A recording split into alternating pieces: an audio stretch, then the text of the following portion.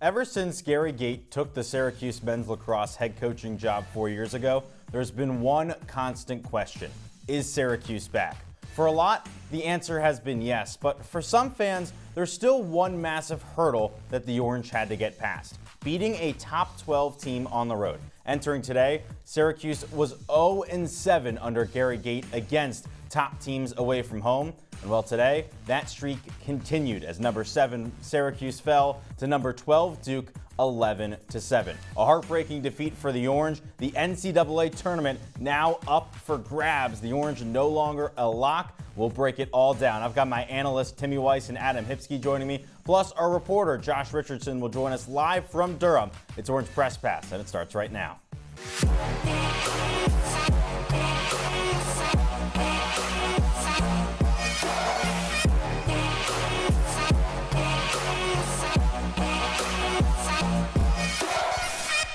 Hey there, everyone, and welcome into Orange Press Pass. I'm Adam Gotkin alongside Timmy, Weiss, and Adam Hipsky after Syracuse's 4-goal loss to Duke. Timmy, a tough one today for the Orange, a heartbreaker. It's now back-to-back losses for this team, and the offense just did not show up today. Just 7 goals. That ties a low under Gary Gate. Yeah, the offense didn't show up at all today, Gotkin, but really the main problem is that you didn't have a good start. That's the main problem. You can't have these slow starts over and over again. It's been piling on again and again, and the slow start caught up to them today. You lose by 4 goals after you start down 4-0. That's the big problem for me. Yeah, I look at it with one word: complacency. Syracuse was complacent in where they were, 2-0 in ACC play. Duke was not. Came into today as the last team in the field, and they played like they had their hair on fire. They had the sense of urgency that the Orange did not have all afternoon. All right, well, let's not wait any longer. Let's show you the highlights and how things went down at Gotkin Stadium down in Durham. A very warm day in North Carolina, upwards of 80 degrees, and it was very physical early on. Low scoring at the start until Eric Molliver, the Maryland transfer, with a perfect question mark dodge. The left-handed shot over the shoulder of Jimmy McCool. That put Duke up 1-0. Syracuse's offense absolutely silent, though, early on. Duke dancing all over the Orange because of mistakes like this. Sam English with an open opportunity in front of the net. He tries to go between the legs instead of taking the easy shot, Timmy. That was an issue that we saw a lot at the start. There were so many times where they decided to make the wrong choice when they had another option. It was a really big problem throughout the day. Duke on the other end with simple, easy shots that resulted in goals like that one from Leon Kirschus. Syracuse with its biggest deficit to start a game this season, but then they started to come back. Owen Hiltz with the goal there just about 5 minutes into the second quarter. That made it a 2-goal game, but then Duke came right back, and it was Molliver once again, that time assisted by Andrew McAdory. 4 first-half goals from Molliver. Blue Devils lead it by 3, and Duke continued to dominate into the second half. Largely because of Syracuse's offense not scoring, but also because Andrew McAdory stepped up. Him and Molliver, the 2 veterans on this Duke offense, were the 2 key contributors. And here's Molliver, assisted by McAdory. So really, their veterans were all that the Blue Devils needed to rely on. And it was a massive run by Duke in that third quarter, 4-0, to really just run away with things. Syracuse didn't help itself. 18 turnovers in this game, 10 of them in the second half. 10 different players turned the ball over. In the fourth quarter, though, the man-up offense able to get one back, but at the end of the day, not enough. An 11-7 loss for the Cuse. And man, this is a very rough one for a lot of Syracuse fans. They thought that this was a very winnable game, but other than Joey Spallina and Luke Roa, there was absolutely no one who showed up on offense today for the Orange, Timmy. Yeah, and I mean, it's unfortunate that no one else showed up because you see the number on your screen, 7, it's not going to cut it in any game. I mean, if you score 7 goals against ranked teams, you're really not going to win many games. No, not at all. And Adam, on the other hand, for Duke, their stars did show up today, and a lot of the time, that's the most important thing. Well, that was the difference, was Molliver and McAdory, the 2 veterans for Duke, showed up. And on the other side, Joey Spallina, Luke Roa were kind of the only 2 to give Syracuse any kind of push offensively. Owen Hiltz nowhere to be seen. Well, as we continue to break down this game, we now welcome in our good friend Josh Richardson, joining us live from Durham. Now, Josh, one of the more interesting storylines with this game is we did see the return of Finn Thompson, out for over a month due to injury, but he did not get the start. Do you have any insight on what's going on with Thompson, how much his injury is still limiting him, and just what went on with him overall today? Well, we don't know how much his injury was necessarily limiting him. It was more of a coach's decision, as it seemed. Something that head coach Gary Gates said a lot, when we got to talk to him after the game, was that it's important to get some of these guys that are hurt back onto the field, whether they've missed time, whether they've played in just limited roles. Thompson's a guy that's been out since March 1st. That was against Utah a month and a half ago. ACC play, or ACC tournament play, is right around the corner. There's one game left in the regular season. This is the most important stretch of games that Syracuse is going to have. So having a guy like Finn Thompson at least just get some reps on the field today, it's important moving forward. There was a play in the second quarter. Finn Thompson came onto the field and ran a little bit left of goal line extended. Joey Spallina made the effort to make sure that Thompson could at least get stick on ball for a second there, just to have some familiarity with the ball in his stick. Just moving forward, it's just so crucial that Syracuse has chances like that to get guys more involved, get healthy, so then when ACC tournament play comes, when NCAA tournament play comes, everybody's back and ready to go, and Syracuse can have a full throttle team moving forward. Hey, Josh, Joey Spallina may have had a good first half. He had 4 points, but the second half, things kind of changed a lot. What did you see from Duke to kind of be able to neutralize Spallina? Well, Duke just played physical, Timmy. It was up and down the field, not even an inch of breathing room. Spallina, not a guy that's necessarily known for his dodging ability. Sure, he can do it, but maybe not with the best of the best in, the entire country. He's a guy that will pick his spots. He'll get to a spot on the field. He'll be a playmaker. He'll be a scorer when needed, but he's not a guy that's going to go out and, move around, get you a goal whenever asked. This is someone who needs to set up everybody else. He also can get shots when, the chances arise for him, and he can, find those opportunities. Duke didn't give him those opportunities, and that was the big thing. But also at the same time, Duke didn't give anyone any opportunities. Just 7 goals for Syracuse today, tied for the lowest total this season, and that was against Maryland in a game with, slippery weather and, bad conditions. This is an 85-degree day here in Durham, so not that to fall back on. Duke just shut Spallina down in the second half when Syracuse needed him most. Yeah, hey Josh, and I'm sure you're enjoying the 85-degree weather out there in Durham, but at points today it seemed like Syracuse did not enjoy the 85-degree weather, and that's something that head coach Gary Gates has talked about throughout the season, is the Cuse not being able to play in those elements and not practicing in those elements.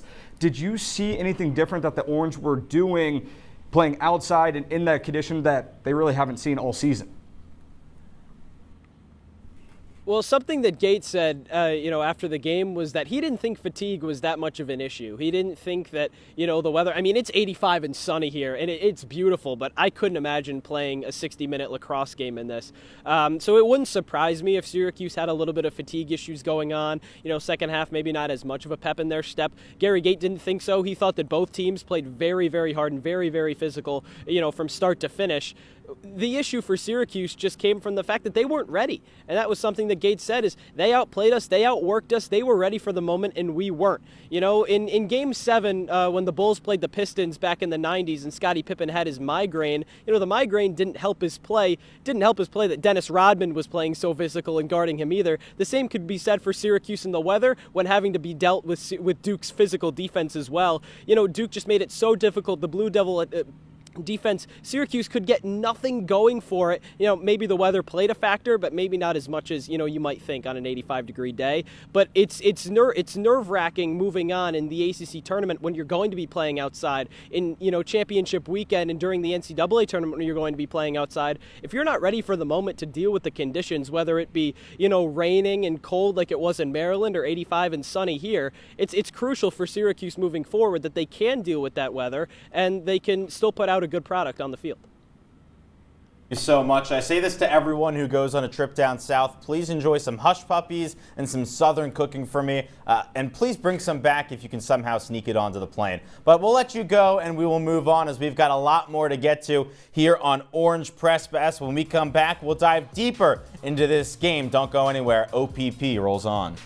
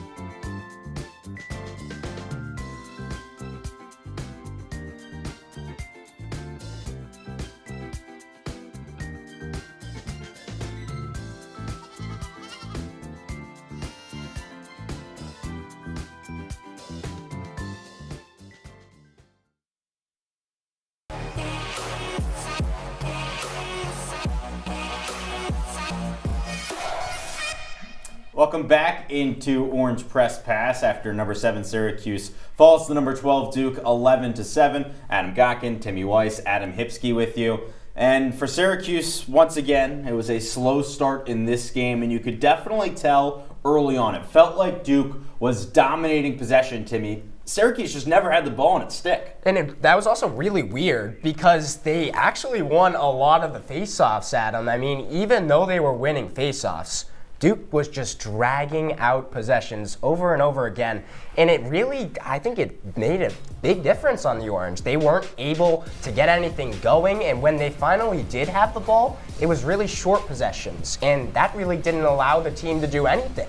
Yeah, I thought Duke wanted to play on its own terms throughout this entire game. They set the tone from the jump, and really the shot selection was a huge difference maker in this one. Duke didn't settle, and on the other hand, Syracuse did settle. They forced shots, Duke didn't. They ran that shot clock down, and they got what they wanted. And you saw in that first quarter, 4-0, it looked purely based just because of the shot selection. And this is something that we've seen with the Syracuse team a lot. You think back to the Maryland loss earlier in the season. The Terps' entire game plan was to keep the ball out of the Orange's stick, and that's what we saw again today of just Syracuse never had it at the start and therefore could never have success. And when you don't have the ball, I mean, I don't know what else you can really do. I mean, it's like it's impossible to score without the ball. And what makes it even tougher to score is when you do have the ball, when you give it up and turn it over. For Syracuse all season, that has not been an issue. The Orange entered today with the least turnovers per game in all of the NCAA, but had 18 in this game, 10 different players with turnovers, 10 turnovers in the second half. Adam, it was just a disaster out there. Yeah, it absolutely was. And you mentioned it. Syracuse came into this game with the fewest turnovers in all of Division I. And today, it wasn't any of that. Duke wanted to play on its own terms, we just said. And that was exactly what Duke did on the defensive end as well. And Eric Molliver, a transfer, it seemed like Syracuse was the one with the transfers.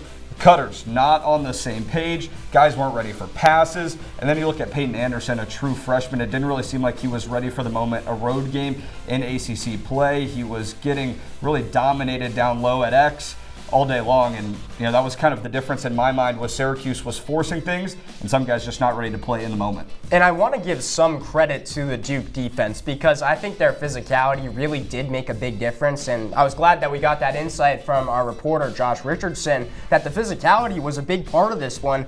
But it was, again, just so many missed mistakes, so many weird, uncharacteristic plays where Peyton Anderson would just lose the ball behind the net, just miss a pass. I mean, you can't be having mistakes like that because that will kill you. Yeah, there's a couple of moments that I can just replay in my head of just an easy pass dropped and those turnovers that you never want to see at any point in the season, but especially now in April, that type of stuff just cannot be happening. For Syracuse, though, they did have one kind of bright spot on offense, really only in the second quarter, though, and that was Joey Spallina. He was all that Syracuse had on offense in this game. 4 points in the second quarter, 5 overall. Without him, I mean, the offense would have done absolutely nothing. Yeah, and I'll give some credit to him for a bit because he was awesome in that second quarter. I mean, some of these goals that Joey Spallina was scoring, I mean, he had a wrist flick where he somehow got it up into the top corner. Pretty awesome. But he kind of started to disappear after that. You can't not mention the fact that he started to disappear a bit. And it's been a question. Does Spallina, is he going to show up in the big games? And finally, you thought maybe he was, and he disappeared in the second half. That wasn't good. And when Syracuse was really struggling out of the gates, Joey Spallina was nowhere to be found. You could count on one hand how many touches he got in that first quarter within 10 yards of the cage. You can't have that out of your best player. Pat Marsh, you gotta get Spallina more involved right off the jump. That was the issue today in terms of Joey Spallina right there in the first quarter.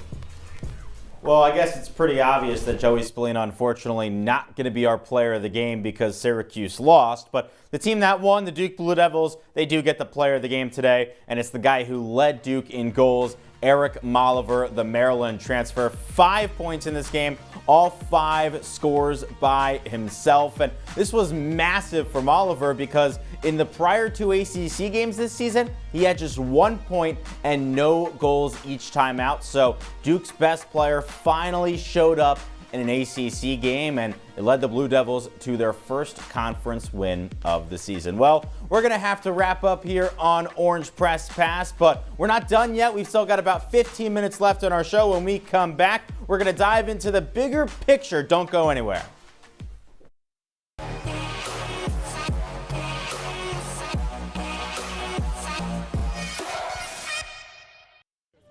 Leaving hot coals improperly extinguished can cause a wildfire. Hey guys, it's Smokey! It looks as if Smokey is going to use the drown, stir, drown and feel technique. After the first drown, a good start. Next, another drink. And finally, a close feel. Is it cool? Okay. Yeah. Hey, Smokey, catch. Oh, my bad, Smokey. Only you can prevent wildfires. Welcome to my house. Everybody's pretty tired of each other. The walls were closing in. Clearly a case of too much family, too close, 24/7. If this sounds like your house, try going someplace new. YourLifeYourVoice.org. You'll find lots of ideas to help you handle the family stresses of being confined to close quarters. YourLifeYourVoice.org. It could help you find a little more breathing room.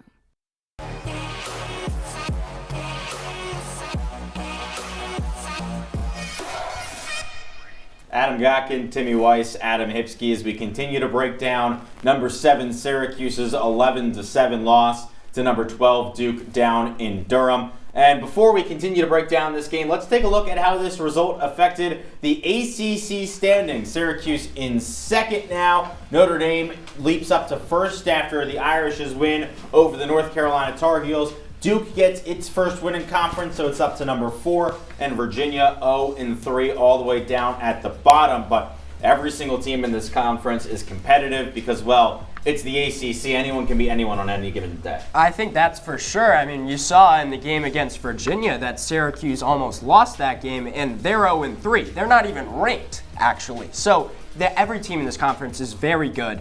But Syracuse could win the conference still, even with the loss against Duke today. What a win for Notre Dame today, going into that raucous environment in Chapel Hill. A pretty impressive performance from them. Both undefeated teams in the ACC coming into today, Notre Dame and Syracuse, both fall. And this loss for Syracuse, definitely a very frustrating one for a lot of SU fans because the issues that plagued the Cuse today are the same things that we've seen hurt this team, not just earlier in games this season, but even last year and the year before. And that's slow starts and the offense just never really getting things going, Timmy. Yeah, we've talked about the slow starts being poor, but how do you do it every single time? I mean, this is ridiculous. It's 5-1 against Virginia, 3-0 against Notre Dame, and then you go down 4-1 against Cornell. over and over again, the offense just seems very stagnant at the beginning of the game. There's not much going on. The quick ball movement isn't there that normally is when the offense is really working,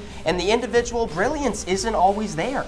Yeah, Duke, when they were playing on their terms and they were dictating kind of the pace of this game, they didn't have to be aggressive all the time.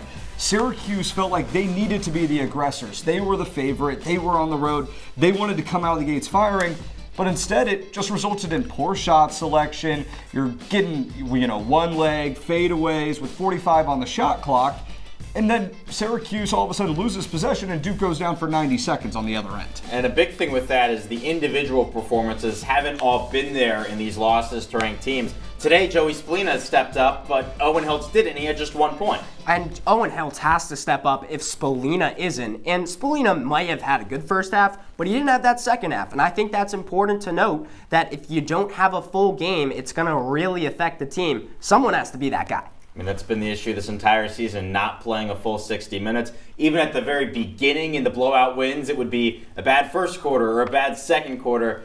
Now we're in the middle of April, and those solutions nowhere to be found because, well, a loss today and a very frustrating one. But now Syracuse has to look forward, and next Saturday it's a matchup against North Carolina, a chance to potentially clinch the ACC regular season or potentially with a loss miss the NCAA tournament. This is a massive game for Syracuse. Syracuse needs to come out with the same sense of urgency that they had in the final 15 minutes of action today. And you can really look at a lot of similarities between North Carolina and Syracuse, both coming off disappointing losses in ACC play. Both, Syracuse on the road, UNC in front of its home crowd. So now UNC has to hit the road. Syracuse gets back to where it's more comfortable. An interesting situation for the Orange in a season where all the lead up was national championship contenders, the road to Foxborough. And now you've got 1 game left in this regular season, and we have to talk about whether or not this team's even going to have its name announced during the selection show. And this game really comes at a really tough time because this UNC team is a really good defensive team. And when the Orange offense struggling right now, it's going to be really tough. UNC allows just 8 goals a game. That's the 4th best in the entire nation. It has a really good offense too. It also, I think, 7th best in the country. So you gotta be able to step up against this UNC team that's really good, and it's gonna be really tough. North Carolina's defensive coordinator, of course, is Dave Petramala, Syracuse's old DC, so there's a little bit of familiarity there. And when we say that there's a chance Syracuse could miss the NCAA tournament, it's because if you look back to just last year, Cornell, who's just an hour south of here, finished the regular season number 8 in the country, lost the Ivy League championship, and missed the tournament. So this is a must-win game for the Orange to make it. And of course, there's also the point of you don't want to go into the tournament on 3 straight losses. It's unacceptable, especially with how many guys that the Syracuse team returned. You're 1 game left, and you have to play with your season on the line. And yes, they'll have a chance to go to Charlotte and pick up 2 signature wins, and that's what's so great about this ACC, is that even a win against Virginia, who's 0-3 in conference play, that's still a resume-boosting win. And Cornell, the Ivy League, you look back to last year, hopefully the committee sees that maybe the Ivy League isn't as strong as this ACC and the gauntlet that the Orange have to play. Super strong non-conference slate for SU. That could be the difference, but certainly UNC, it could be a big game. It is a big game. A very big game. It'll be very interesting to see what happens with the entire NCAA tournament bubble picture, but we're almost going to have to say goodbye here on Orange Press Pass. When we come back, it's time for our crew to sound off, give their hottest takes from today's game.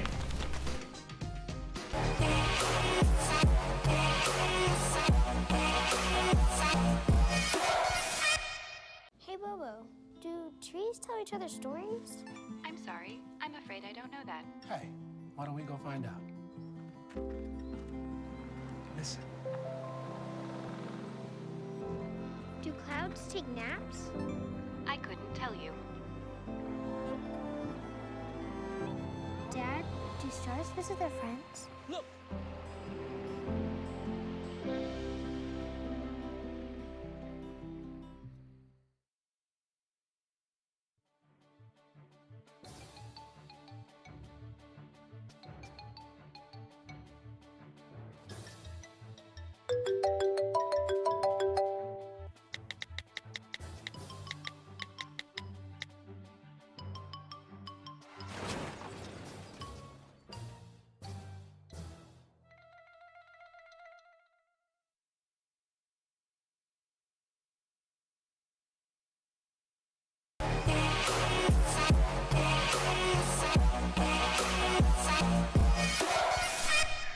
Welcome back into Orange Press Pass. Adam Gotkin, Timmy Weiss, Adam Hipsky getting ready to close up shop. But before we say goodbye to you, let's take a look at some scores from around the hill today. First off, back on Thursday, oh boy, a very rough loss for the Syracuse women's lacrosse team.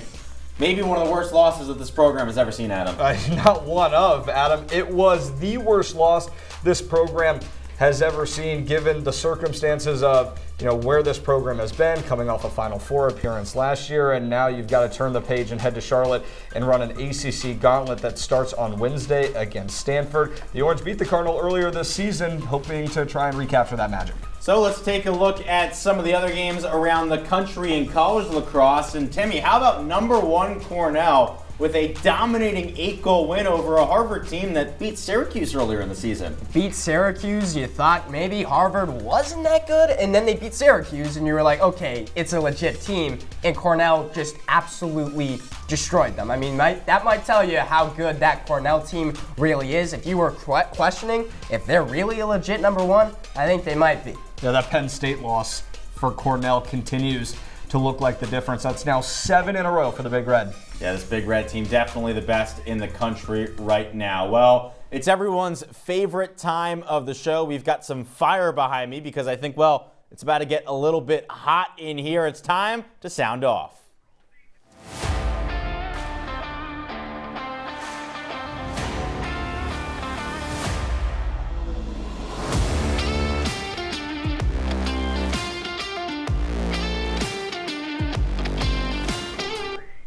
Unfortunately, Syracuse is not consistent enough to win the national championship. I mean, I would love to say they are, but they just cannot wrap around this consistency. I mean, Joey Spallina, he's on and off. The big players, Owen Hiltz included, he's on and off.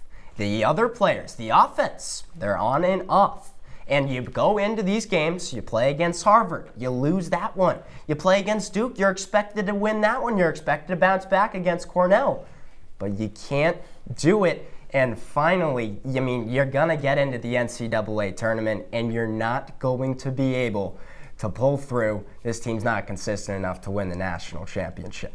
Timmy's going to take the pessimist approach. I'm going with the optimistic approach. This Syracuse team still goes on and wins the ACC tournament in Charlotte. And I'll tell you why. You just look at those last 15 minutes of action today against Duke. The Orange actually played with a sense of urgency after a pretty dismal 45 minutes. Finally, SU flipped the script and played like it was a national championship contender. And all this talk about whether or not the Cuse is even going to hear its name when the selection committee announces its field of 17, we don't have to worry about that anymore, because Syracuse will walk into the Queen City, pick up 2 wins, and go dancing. All right, well, I hope you're right, Adam, because, man, that'd be pretty great, right, if we could have a championship here in Syracuse. But, man, who knows, because they got to make it there first. And up next, it is a very tough test against the North Carolina Tar Heels, number 5 in the country. And that's a UNC team that last week beat Duke 8-7 in overtime. It's not going to be easy, but it never is in ACC play. I'm going to ask this pretty simple for you guys. How important is it for Syracuse to win this game? Is it must win? If they lose, is it all over, Timmy? I don't know if it's all over. I'm going to be honest. I think if they lose this game, I think Syracuse still makes the NCAA tournament. But what it does is the momentum is significantly against the Orange, and I could see them going out early if they lose this one. Yeah, we can say that maybe this game against UNC next Saturday isn't a must-win, but it certainly makes that ACC tournament in Charlotte make you kind of pucker up a little bit, because that game obviously becomes a whole lot more tense. You're in a neutral site, postseason play. It's different, and no matter what, everyone's going to say, tune out the noise, this is still Syracuse lacrosse. It's going to be a tense and tight game, and that's what you've seen throughout ACC play for Syracuse. Every game's a battle, and that's the gauntlet that we continue to talk about.